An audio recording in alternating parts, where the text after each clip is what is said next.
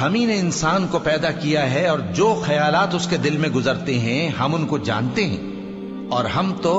رگ جان سے بھی زیادہ اس کے قریب ہیں۔ جان رکھو کہ دنیا کی زندگی محض کھیل اور تماشا اور زینت و آرائش اور تمہارے آپس میں فخر و ستائش اور مال و اولاد کی ایک دوسرے سے زیادہ طلب و خواہش ہے۔ اس کی مثال ایسی ہے جیسے بارش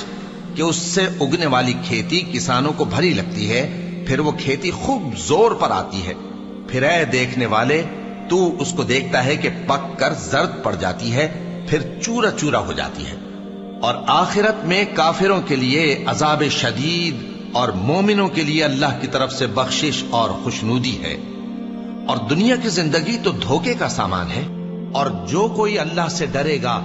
وہ اس کے لیے رنج و غم سے نجات کی صورت پیدا کر دے گا اور اس کو ایسی جگہ سے رزق دے گا جہاں سے اس کو وہم و گمان بھی نہ ہو۔